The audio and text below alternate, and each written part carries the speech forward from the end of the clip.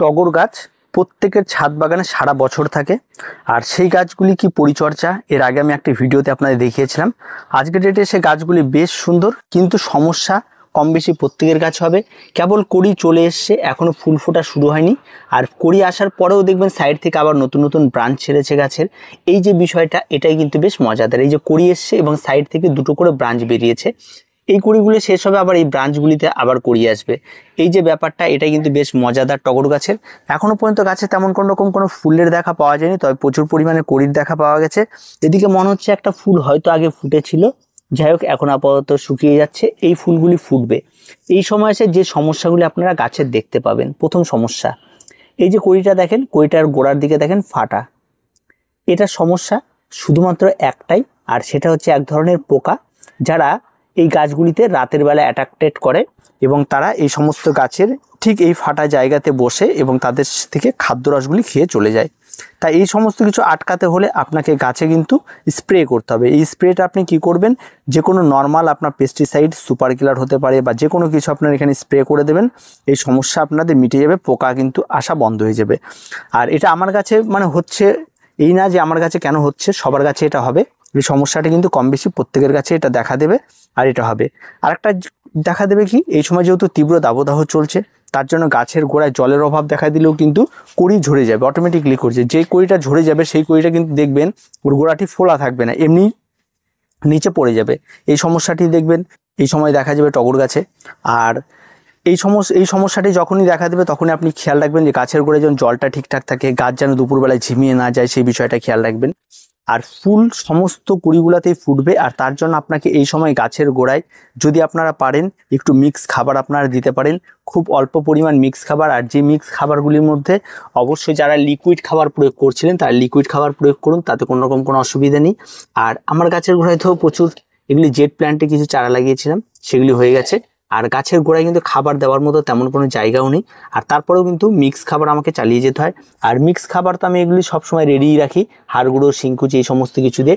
তাই একটু পরিমাণ মতো এখানে একটু তৈরি করা আছে, আর ঠিক এই পরিমাণ মানে 2 চামচের মতো হবে হয়তো, ঠিক আছে, 2 চামচের মতো এইগুলি কিন্তু গাছের গোড়াতে আপনাদের প্রয়োগ করতে হবে। আর প্রয়োগ করেই যে চুপ করে থাকতে হবে তেমনটা নয়, গাছের গোড়ার যে আগাছাগুলি রয়েছে সেগুলিকে পরিষ্কার পরিচ্ছন্ন করে দিতে হবে, গাছের জলটা ঠিকঠাক মতো দিতে হবে। এই কাজগুলি কিন্তু অবশ্যই আপনাদের করতে হবে। যদি আপনি ঠিকঠাক করে পরিষ্কার না করেন, তাহলে কিন্তু গাছের গোড়া থেকে কিন্তু আরও এই যে উপরে যে জঙ্গলগুলি রয়েছে তারা কিন্তু সেই সমস্ত খাবারগুলি খেয়ে ফেলবে এবং পরবর্তীতে গাছ কিন্তু খুব একটা ভালো গ্রো করবে না। আর এই জেট প্ল্যান্টগুলি তো আমি পরে তুলেই নেব, এগুলি আপাতত আমি এখানে রেখে দিচ্ছি। আমি যখনই এই সমস্ত গাছগুলি ছাঁটাই করি, চারা বসিয়ে দিই কোনো একটা টব যেটা কাছে পাই, এর মধ্যে বসিয়ে দিয়েছিলাম। এগুলিকে আমি খুব তাড়াতাড়ি তুলে নিয়ে এদেরকে আমি বসিয়ে দেবো। আর এগুলিকে নিয়ে এর মধ্যে মানে ছুরি চালানো কোনো জায়গা নেই, পরিষ্কার কথা যেটা, রুটে ভরা। আর এইগুলিকে বড় পটে দিতে হবে আগামীতে, সেটা রিপোর্ট আমি আরেকবার আপনাদের দেখিয়ে দেবো। আর এবার তো আমি রিপোর্ট করিনি, রিপোর্ট ছাড়াই একই টবের মধ্যে কিভাবে ফুল পাবেন সেটা আপনাদের দেখানোর ছিল। আর একটা সমস্যা হবে যেটা, সেটা হচ্ছে ফাঙ্গালের আক্রমণ। এই সময় কিন্তু ফাঙ্গালের আক্রমণ আপনাদের কাছে ঘটতে পারে, তো ফাঙ্গাল নিয়ে একদম ভয় পাবেন না, সেটা খুব নর্মাল একটা ব্যাপার। আর এই ধরনের পাতা ঝরে যাওয়া একটা ব্যাপার থাকবে, এগুলি শুধুমাত্র পুরনো পাতা, তাই ঝরে যাবে। আর ফাঙ্গালের জন্য অ্যান্টি ফাঙ্গাল আপনারা যেটা ব্লাইটক্স, সেটা আপনারা স্প্রে করে দিতে পারেন গাছে, তাতে কোনো সমস্যা নেই। প্রত্যেকটা সমস্যাই মিটে যাবে যদি এই সময় পাতা ঝরা বা কোনো ফাঙ্গাল আক্রমণ ঘটে থাকে, তাহলে কিন্তু সেগুলি মিটে যাবে। আর গাছ সবসময় এরকম পুরো সবুজ থাকতে হবে, তাহলে গাছ হেলদি গাছ, আর গাছে তেমন কোনো সমস্যা কিন্তু আপনি পাবেন না। আর এই গাছটিতে কিন্তু এখন কিন্তু প্রচুর পরিমাণে কড়ি আসা শুরু করেছে, আরও কড়ি আসবে, আশা করি আপনারা এগুলি বুঝবেন। আর আমি ডালটি গাছগুলিকে টাইম মতো কেটে দিয়েছি দেখে গাছের শেপ কিন্তু খুব সুন্দর রয়েছে, টপ থেকে শেপ।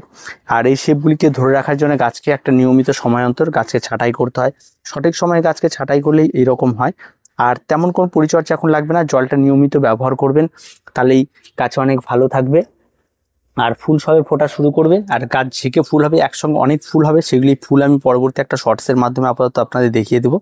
তো এই পরিচর্যাগুলি করুন। আর লিকুইড খাবার যারা ব্যবহার করছিলেন, তারা যেভাবে খাবার দিচ্ছিলেন সেইভাবেই খাবারগুলি প্রয়োগ করে যান, কোনো সমস্যা নেই। আর গাছ কম বেশি আপ ডাউন হতে পারে, কারণ ওয়েদারটা একটু চেঞ্জ হলে গাছের সমস্যা হয় এই সমস্ত গাছের। আর যেহেতু তীব্র দাবদাহ আর বৃষ্টি টিষ্টি হলে আবার ঠিক হয়ে যাবে সব কিছু।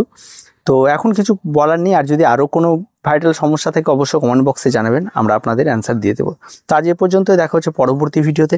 প্রত্যেকে ভালো থাকবেন, প্রত্যেকে সুস্থ থাকবেন, আর চ্যানেলটিকে অবশ্যই সাবস্ক্রাইব করে রাখবেন।